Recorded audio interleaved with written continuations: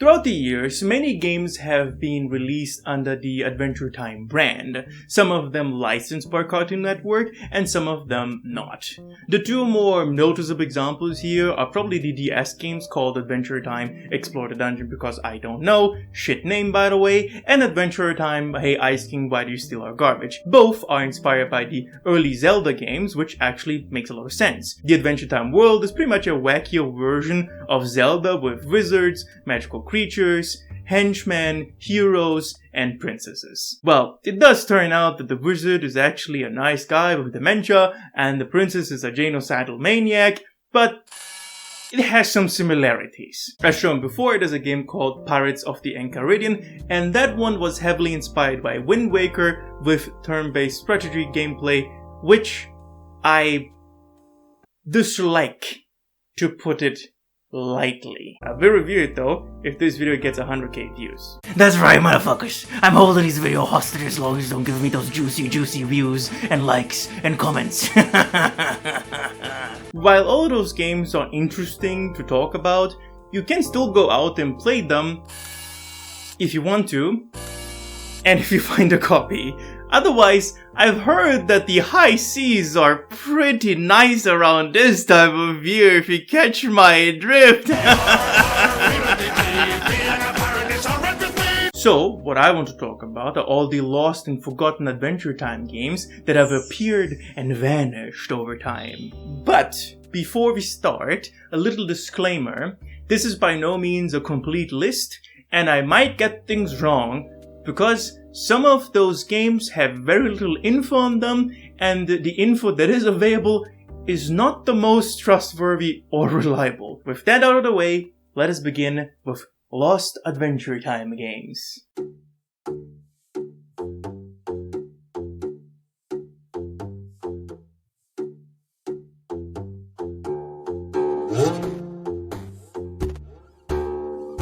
I think a good type of game to start with are the gimmick or advertising games. Gimmick games are mostly done to advertise another product, in this case Adventure Time itself. And most of the time they have a certain, as you can imagine, gimmick involving some sort of gadget or tool. They were pretty popular in the past and would often ship with cereals, magazines, and merch. Over time though, those gimmick or advertising games lost popularity since the majority of people had access to smartphones, and it's much easier to make an app and put it on a Play or App Store than printing those low-effort, consumable products that probably cost more than they are worth. In my search for those games, I found two gimmick games about Adventure Time, those being Adventure Time ICU VR and Adventure Time Game Wizard. Adventure Time ICU VR, nice wordplay by the way, is, as the title suggests, a VR game, but for phones. You could get one of those cardboard contraptions and strap it to your face and play the game that way. Since you don't have a controller, you would basically aim at the thing you want to do, and an action would be automatically be executed. This game had basically two modes, one being where you aim your sights towards Gunther and then Finn automatically throws a snowball towards them. The other was a mode where you flew a glider and you needed to guide that glider through smoke clouds, and in both games you got basically a ranking at the end of the level. That's it mostly. Like most gimmick or ad games, it's very short and seems more like a proof of concept than a full-fledged game. Nevertheless, it is often more interesting looking into the companies that make those games instead of the games themselves. In this case, we have a company called Opposable VR or Opposable Group VR. They have a website that seems to be forgotten or abandoned, and the only game they have featured there seems to be AT ICU VR. Also, there's another company called Opposable Games. Interesting here is that both Opposable Group VR and Opposable Games are both based in Bristol and both make VR games. Also, in 2016, Opposable Games released a VR game called Salvage, which, as of 2022, is still in early access and has mostly negative reviews. Also, there is a first chapter of a now discontinued comic on YouTube that you can watch. I don't know about you, but it feels kind of fishy. None of this shit answers the question why the game was taken off Steam, but I could speculate for a second. It's probably licenses or money. It's probably it. Yeah. Funny enough, there's another VR game developed by Turbo Button, and that is, as 2022, still available on Steam, but as always, you never know how long it will stay there. But before I lose my mind here, let's move on to Game Wizard. Dude, what the bloop are these? In Adventure Time Game Wizard, you have the main game that is basically a 2D platformer mixed with some light combat and a small scale story of a wizard trapping Finn and Jake in a game, hence the name Game Wizard. If you play virtual games, you've probably played one of those in your lifetime before. The standout feature here is that the developers offered you an option to draw your own level on a piece of paper, and you could use your phone's camera to take a picture of the drawing, and it would automatically be converted into a level in the game. It was also possible to make a level in a level editor inside of the game. I think that's a great idea for both kids and adults. Instead of having to learn a graphics program or coding, you just need to draw on a sheet of paper with the appropriate icons, and you can design whatever you want. Well, design whatever you want in the confinements that the developers offered you, but designing nonetheless. This actually reminds me of the Mario Maker games, which was a great hit for Nintendo, so I don't quite understand why it was taken off stores. Especially since the company behind Game Wizard, called Grumpy Face Studios, is still working with Warner Brothers or Cartoon Network IPs. They released Steven Universe Attack the Light for mobile, Save the Light and Unleash the Light for consoles and PC, so they seem to have a relatively good relationship with Warner Brothers Discovery. Okay, so for the future, as of 2022, Warner Brothers is owned by AT&T, the telco company, and they also own Discovery. For some reason, most likely money, they merged Warner Brothers and Discovery into Warner Brothers Discovery, and Cartoon Network is somewhere under this pile of companies, not as an actual network, even though they are, but as a brand. Anyways, it seems as some of the other games released by Grumpy Face are also not available. Those being Teen Titan Goes Figure, Teeny Titans, Powerpuff Girls Flipped Out, Area 777, Castle Doombat, Regular Show Ghost Toaster, Gumball Mutant Fringe Mayhem, and Super Mole Escape. So, the majority of the games that they developed are not available to play. And I really hope they got compensated well for their work. Out of all of this, you know what I find the weirdest? No. When you go to Attack the Light on the Google Play Store, the developer listed is Cartoon Network, and the official email is advancedplatforms@turner.com. Maybe this is common procedure, but I find it really disrespectful when developers are not even acknowledged on the game they made. It's pretty much an open secret at this point that game publishers and even game developers will do their best to hide the actual contributors to a project because they want them to be faceless drones. But this seems just really petty. Not even the email seems to hint towards Grumpy Face being involved in the development of the game, and I just don't like that. Why those games are taken off store is actually not that complicated, and Grumpy Face explained it directly to me. Unfortunately, it's just a matter of the publisher deciding to retire certain titles in lieu of allocating resources to maintain them. As titles get older and consumer OS and hardware changes, they tend to require updates to stay in compliance and function properly. As far as our involvement, although we developed the game, we're typically only contracted to create it and support it post-launch for a specified period of time. After the time elapses, the publisher uses internal resources to maintain/update, and we typically move on to new projects. If it were solely up to us, we of course continue to wish to keep all our titles available and supported. But in order to even touch some of those older games, we need to reach an agreement with the publisher. In other words, updating the games is entirely up to them.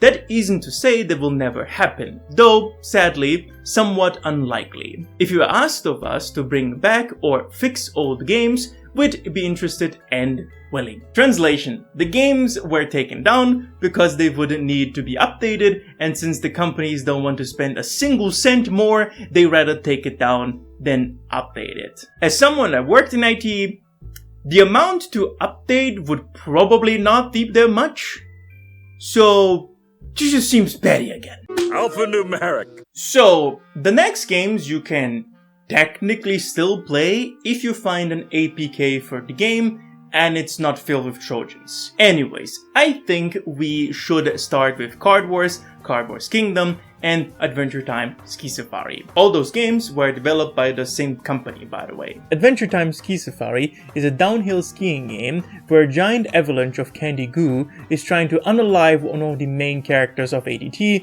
and your goal is to get as far as possible, all the while finishing objectives, getting coins, and upgrading the abilities and boosters to get further every time. If you ever played Alto's Adventure, you probably recognize this type of game, and as someone that has played Alto's Adventure, I like it, but it can get boring pretty quickly. Card Wars, on the other hand, is basically a Magic or a Hearthstone clone. You start with a certain amount of mana or magic points, you place a card down, and you get more mana points each round. With the increasing amount of mana points, you can get more powerful cards on the field, and the goal is to drive the enemy's health to 0. There's really nothing that makes it stand apart from other card games, besides the art style and the presentation. While it's called Card Wars, it's really not the Card Wars version that we see in the show. Funny enough, before they made the Magic clone, the same company made an actual Card Wars game called Card Wars. It was a mix of a card game with an active fight system that allowed you to mitigate damage if you managed to time your key press to a sort of wheel. This system also worked the other way around with damage. Of course, you could build your own deck with different themes, including the ones we see in the show, like the corn deck, and the rules were as close to the show as possible. You can actually play a similar version of this game in real life if you manage to get the Card Wars deck, because that exists. I would have liked to play all of those games, especially the OG Card Wars, but unfortunately, all the APKs I found did seem to be very sketchy, so I chose to not infect my PC with a Trojan. James Baxter! It's funny that we're talking about Trojans because in historical context, the Trojan horse was used to smuggle an army in the enemy city. Well, so the story goes. Similar to the Trojan horse, these next Adventure Time games are basically Trojan horses to get people interested in playing them in the first place. For example, we have Adventure Time Puzzle Quest. The Puzzle Quest games are so-called match 3 games where you, as the name implies, have to match 3 or more of the same shape, which will cause the shapes to disappear. If you ever play the Bejeweled or Candy Crush, that's pretty much it. The publisher behind this game, called D3, seems to have published many of those Puzzle Quest games, though often the actual developers are hard to find. I never found Puzzle Quest games really that interesting. To me, they're like tic-tac-toe. It can be fun for a few rounds, but nothing that would compel me to play for any extensive amount of time. There's also a game called Adventure Time Raider, which is basically just Jetpack Joyride, but with an Adventure Time skin. I do remember liking Jetpack Joyride, but the upgrades were very expensive, forcing you to play over and over again, and that made me bored really quickly, which seems to be the case for this game as well. Another game which just takes an idea and puts the Adventure Time skim over it is Adventure Time Super Jumping Finn. Probably the first game of this style I played was Toss the Turtle, but I vaguely remember another game where you had to basically hit a nerd with a guitar. Super Jumping Finn, in regards of the Adventure Time world, makes a lot of sense. I can definitely see Finn and Jake tossing each other just for fun, and all the other people in OO just playing along with it. While this version of the game is not available, there is another version of the game stripped of many of the features called Adventure Time Crazy Flight, which I played and I didn't really like it. Adventure Time Legends of OO Big Color Princess, really long name by the way, is also a game that fits perfectly in the world of OO, cause it's basically just a point-and-click adventure. It could almost be just an episode of Adventure Time, but I never really liked point-and-click games. I like some point-and-click games, but often there will be a moon logic puzzle.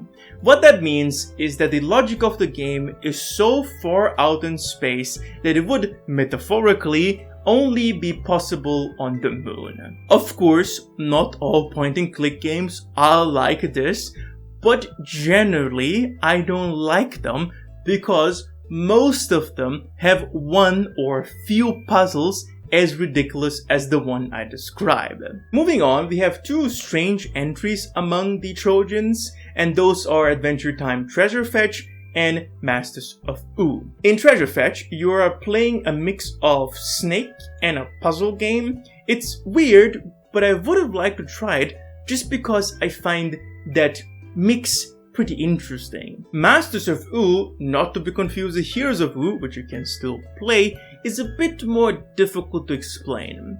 How this game works is that you have to guide Finn with touch controls through a dungeon, and all the while collecting gems, keys, and sometimes you have to fight a boss. I've seen this type of game a few times before, but the design didn't really stick around that much. And if you think about it, the controls are similar to an isometric RPG, but for phones and slower. Maybe that's why this game design didn't really stick around. Two games I would have liked to play would be Adventure Time Rockstars of OO and Time Tangle. Rockstars of OO is, as you can imagine, a rhythm game, and it looks fun but very simple.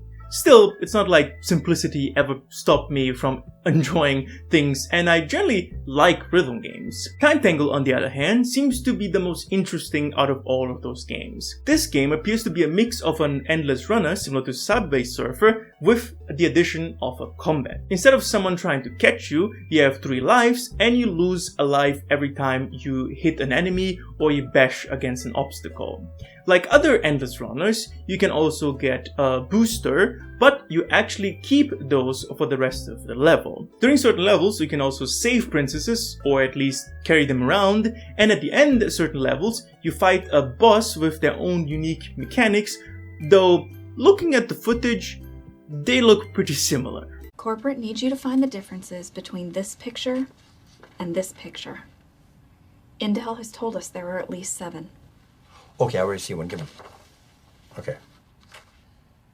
They're the same picture. While all the games so far have been mostly mobile apps, there are a few releases for consoles and PC. I mentioned Pirates of the Enchiridion already, and I might even review it if this video gets 100k views. Also, have I told you guys about my Patreon, by the way? No. Anyways, Adventure Time Finn and Jake Investigations and The Secret of the Nameless Kingdom are both games that you can still play on consoles if you find a copy, but like I said at the beginning of the video, the high seas always welcome new brave adventurers!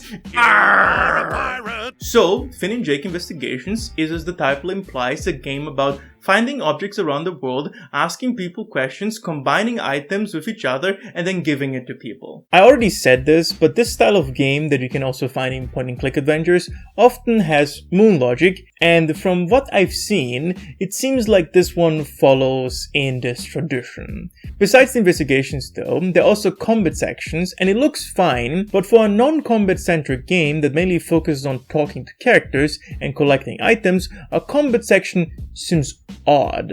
I like to compare Investigations to the Walking Dead games. While there are combat sections in the Walking Dead games, most of them are handled through QuickTime events, and some of them have an effect on the story. Here we seem to have the same base gameplay mixed with a more active combat phase, but those have very little to no effect on the story and are more just to waste time. While the combat of Investigations seems to be a waste of time, Nameless Kingdom seems to only partially be a waste of time. If you ever played a classical top-down Zelda, you will feel right at home here, but as someone that has played the original Zelda, without a walkthrough, you won't get far. It seems that this game, instead of learning from the improvements that Zelda did over the years, went all the way back to Zelda 1 and copied all its anachronistic design choices, which, by the way, were often a memory limitation problem rather than an actual design choice. From what I could gather, the combat in the dungeons in this game were mostly fine, but the extremely long fetch quests and the moon logic to solve quests didn't land well with many people. The reason why those games are not available anymore is not because people didn't like them, it's simply a licensing issue. Unlike the apps that I presume were directly handled by Cartoon Network and were taken down because they didn't want to update it, these games were taken down because they were published by other companies rather than Cartoon Network. You can see that, for example, the games that are still available on the Steam store are Pirates of the Enchiridion, Magic Man's Hat Game, Finn and Jake Epic Quest, and Bloons Adventure Time Tower Defense. Besides Bloons, all the other games are directly published by Cartoon Network. So I assume what is going on here is that since Cartoon Network published those games, they have no licensing issues since the developers were just contracted to develop the game and nothing more. Unlike the other publishers who got the license for a certain period amount of time and would need to renew the license, aka paying a fuck ton of money to another company that holds the intellectual property to keep the games in store. Since those games were probably not making enough money, they chose to take the game down. And that's it. This would also explain why Ninja Kiwi still has Bloons ADT in the store. Despite it being free to play, the monetization in this game is disgustingly evil, and it's probably making them a fuckload of money. So Ninja Kiwi probably just chooses to keep paying the licensing fees and scamming everyone out of their hard-earned money. But he's a dope! Nah, don't you get it? He's just pretending to be a dope. But deep down, he's a grifter like us. Lastly, we have Adventure Time Battle Party, the browser MOBA that was clowned on by many big content creators, specifically video game plausible deniability donkey. For those who don't know what a MOBA is, I made a video about the whole history of failed MOBAs throughout the years. You should definitely watch that. It's an okay video. Anyways, in short, a MOBA is a game where you take control over one character with abilities that are most of the time on a cooldown, and the goal of the game can range between destroying the enemy's base or incapacitating opponents. For those who don't know me, I used to be a League of Legends addict. I have very conflicting feelings about the entire genre. Battle Party, though, did soothe a lot of those things I dislike about the genre. First, of course, I like the characters, because it's Adventure Time.